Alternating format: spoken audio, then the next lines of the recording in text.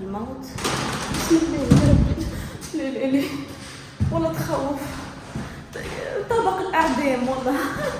هوني قال لك يعدموا الناس.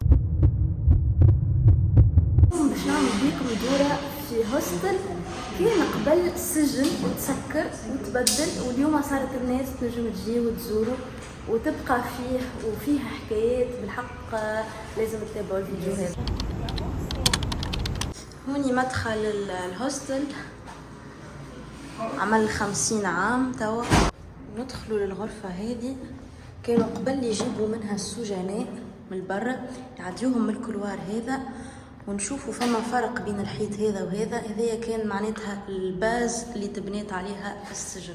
دونك كانوا اللي يجيبوهم يتعداو في الكلوار هذا. اول ما يوصلوا بيان سور باش يدخلوهم للحبس، كانوا اول حاجه يعملوهم يبدلوا لهم حوايجهم، يدوشوا لهم. الرجال كانوا يحجموا لهم شعرهم زيرو، اما كيفاش كانوا بالملقاط ينتشوا لهم شعرهم، معناها شعره ولا النساء ما كانوش يعملوا لهم هكاكا. جوست الرجال اما كانوا يعطيهم حوايج يدوشوا ويتعداو ديريكتومون للي شامبر نتاعهم في وسط الحبس. توا مع الوقت تبدل الفونكسيون تاع البنيه تبدلت. باش نشوفوا الكونتراست بين الهوستل والسجن. هوني الحمامات معناتها شوفوا التصميم، وهذا الادواش. الحقيقة عجبني مودرن. هوني فما ماكينة متاع غسيل الصابون. كمل ندور بيكم كيما اي هوستل نلقاو مكان هكا يعني مشترك. فما التلفاز هوني نلقاو المطعم.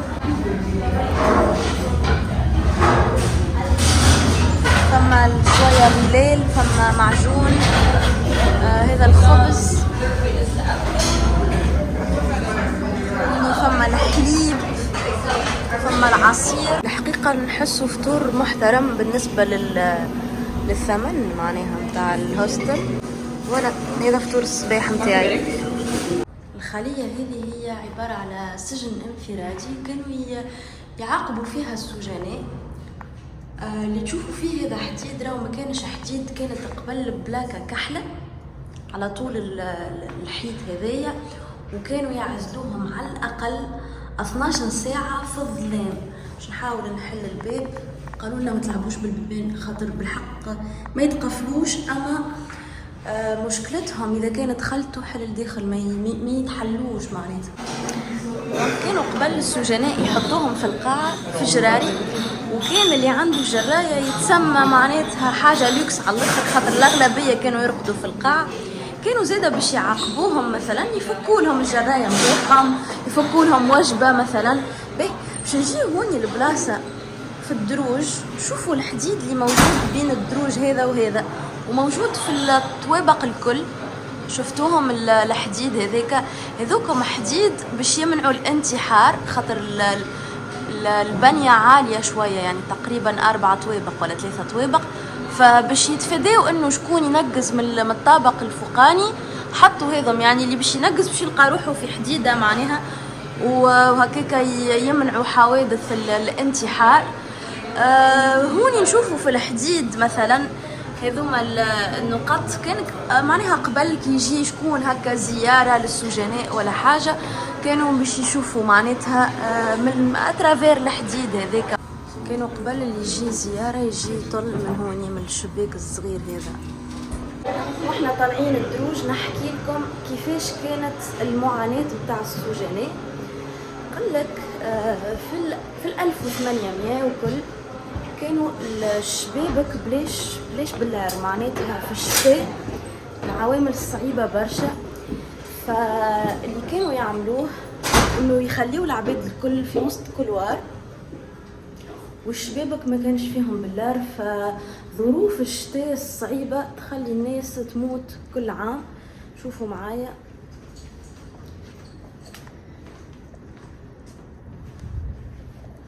هذا الشبابك اللي نحكي لكم عليهم ما كانش فيهم باللار. مثلا هذا في الطابق الرابع تشوف انه الشبابك من هنا كما قلت لكم ما كانوش يتسكروا، فكانت باردة برشا.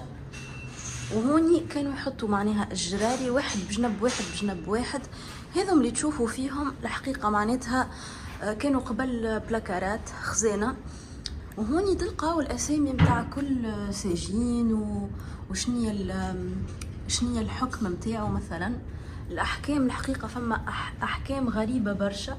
من أغرب الأحكام اللي تسجنت عليها الناس مثلا واحد تنكر وجع عبد مثلا في وسط الغابة. فما زادة حكم غريب معناها من كيما مرأة مثلا كيف تجيب صغير ويتوفى لها الصغير هذا وهي خارج إطار الزواج. كي تجيبوا حي عادي، اما كي تجيبوا متوفي تدخل الحبس، الله اعلم علاش. هذوما كانوا عباره على بلاكارات خزاين يحطوا فيهم دباشهم عادي. اما توا ولاو سيلول هكا يحطوا فيها شخص واحد مثلا صغيره برشا، يعني تدخلوا تلقاو فرش اكاهو.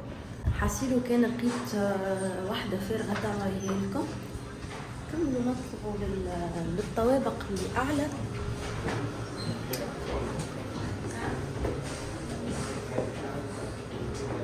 فما 9 طوابق.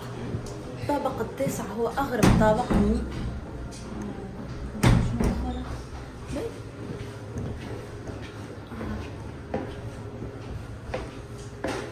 هذا السادس. نشوف لكم كان فما خلية مفتوحة عليا البيبان ما يتحلوش بالساهل.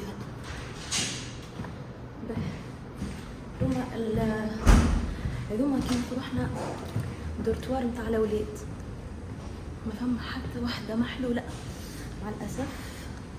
الكل ساكنين فيهم. نحب نوريكم بالحق كانت نجموا تقدروا انكم تبيتوا فيها.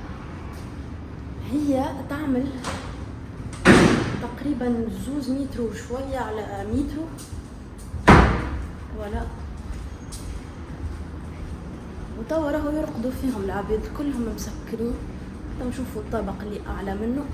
بقيت نلوج على بيت فارغه ما لقيتش. اخي توا عرضني تونسي قال لي معناها تنجم تصور البيت وكل. دونك يس تيجي نوريكم الغرفه كيفاش تكون. بسم الله الضوء. هاي سيدي. دونك هذوما البيوت شوفوا معايا متر على 2 متر ونص. جست معناها تدخل باش ترقد. هذا الكونسيبت نتاع الهوستل. حاسيلو ما فيها حتى شيء سبيسيال. البيت راهو فيها مرايه، فيها بريز وكهو. راهو معناها قولوا لي كنت نجموا تعديوا ليله هوني. انا الحقيقه نجم. انا دجا معناها عديت ليله في الدار نتاع البنات. باش نحكي لكم على الوجبات نتاعهم. لمده 40 سنه كانوا ياكلوا فلاكون دافوار والماء والبوم دو تير. هذوما نوريكم الليتا الطبيعي نتاع البيت كيفاش كانت. خاطر توا اللي وريتها لكم مدهونه بالابيض وجديده ومرمى وكل شيء مرممه. نشوفوا مع بعضنا البيت فوالا اللي انا وريتها لكم هكا، يعني سيلول هكا عامله. بالنسبه لليتا القديم راهي هكا معناتها حجر وبيتون سيمان وكهو معناتها تاخ كويت. ما فماش معناتها الدهن نتاع توا وكله. طيب باش نطلع للطابق التاسع والاخير ان شاء الله يتحلي. هو طابق الموت يقولوا له. الله يتحلي. ما عرفتش منين هزنا البارح.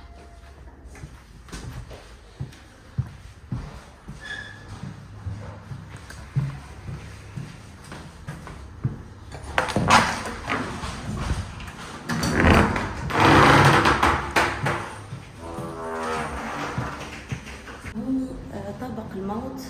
بسم الله يا ربي. لا والله تخوف. طابق الاعدام والله. هوني قال لك يعدموا الناس. لازم نستجمع القوه نتاعي باش نحكي لكم على طابق الموت. والا الكلوار هذا. الكلوار هو هذا اسمه كلوار الموت. نشوفوا ديجا الحديد معناها مسكر عليه على الاخر. هوني كانوا معناتها المحكومين بالاعدام يتسجنوا هوني ويتنفذوا فيهم حكم الاعدام. شوفوا معايا بسم الله. هذه السيلول اللي كانوا يقعدوا فيها. طبعا توا رمموها معناها صارت في احسن حال. اما شوفوا معناها نوريكم الطريقه اللي كانوا يسكروا بها معناها الباب، يعني تلمون صعيب انه واحد يخرج منها. هذيك علاش قلنا يعني راهو اللي يدخل الداخل ويسكر على روحه الباب من غير ما يقفل ما عادش يرجع يتحل بيه. معناها شوفوا معايا، شوفوا ما عادش يتحل اغص، يعني بالحق كاسح الباب. ولا بسم الله. هذايا الميكانيزم القديم خليوه كيما هو، امبوسيبل واحد يهرب. شفتوا هوني كل سجين كانوا يربطوه في كرة حديدية باش ما يهربش، وكانت تمشي حسب الوزن متاعو. شوفوا كيفاش. باش نوريكم فازة اخرى. ريتو من الفوق لي سيلول كلهم مدورين. ان فيت الكونسيبسيون كي يعملوها مدوره الصوت يرجع، يعني كي يحبسوا شكون هوني مثلا معناها برشا وعباد كيف يتكلموا الصوت يرجع. دونك فما حد شيء يتخبى في الحبس. ما وصلوا معناتها يدخلوا لهم الماكله العاديه كان 1930 هكا، زادوهم اللحم زادوهم الخضروات، فقعدوا مدة طويلة معناها ياكلوا حاجات ما فيهاش بروتينات، ما فيهاش معناتها الحاجات اللازمة، فكانت ظروف صعيبة برشا. حسيلو هذايا الطبق الأخير هوني اللي باش يتم إعدامه يطلبوا منه شنو آخر وجبة يحب ياكلها. حسيلو هوني كاتبين إنه معناها اشتهي ستيك وبطاطا معناها وجبة كاملة. وهذه المشنقة شوفوا معايا، هذيا حبل المشنقة وهذيك التراب هذيك يجبدوها انفيت على جنب هيك غادي الحبل يجبدوها. دونك الشخص يكون معلق هوني يبقى يولي تحت منه تقريبا 3 طوابق معناتها، وهذيك تتحل اللي قدامنا. شفت هذيك تتحل وتجي الناس تتفرج على تنفيذ الاعدام في الكور في الساحة اللي قدامها معناها. ويبدا الشخص معناتها يتعدم هوني، وان فوا يحلوا هذه بعد ان فوا مات يقصوا به الحبل يتيح في الريتشوسي في القاعه، ويجيو السجناء الاخرين يهزوا له الجثه نتاعو ويدفنوه في الساحه اللي القدام. معناتها نوريه لكم من اللوطه اهو توا خليوها راهو في الحاله الطبيعيه نتاعها. شوفوا العنكبوت معناها مسكره ولا هذيك الشباك اللي يتحل، وهوني العباد تجي تتفرج في الساحة هذه اللي يتعدم تتحل هذيك الوحدة. نوريها لكم من هنا أسح خير، خلنا نمشي هنا خير. شوفوا هوني الوحدة اللي تتحل اللي حكيت لكم عليها، والشخص اللي يعدموه يبقى ساقيه معناتها من هوني، وبعد اون فوا معناها يموت يقصوا الحبل يتيح جثة متاعو تجي هوني، وبعد يهزوه للساحة هذه يدفنوه فيها. مع الأسف فما شكون مدفون معناها في الساحة هذه تحتي، وحاسب ما حكاو إنه وقت اللي جاو يبنيو القنطرة اللي وراء الحيط هذايا لقاو 140 جثة. حاسيلو حاجة أخرى، الساحة كانت كبيرة برشا، وكانوا قبل معناها وقت اللي مات الشخص هذا اللي اسمه باتريك اللي هو قتل قالوا اللي هو قتل واحد مشهور، ما همش متاكدين اسكو انوسون ولا. المهم وقت اللي معناها عملوا الاعدام نتاعو جاو تقريبا 5000 شخص حضروا لتنفيذ الحكم. وعلى فكره راهو كانوا قبل سكان مدينه اوتاوا 20,000، ونهارة الاعدام كان فما عاصفه متاع ثلج، وبالرغم من هذا جاو 5000 شخص، يعني عدد كبير برشا. هذوما خلايا الانديفيدوال نتاع الايزولمون، يعني هذوما بالنسبه للسجن الانفرادي كانت هكا، كانوا يحطوا تقريبا 12 شخص في القاعه هذه، بين 12 و 15 شخص.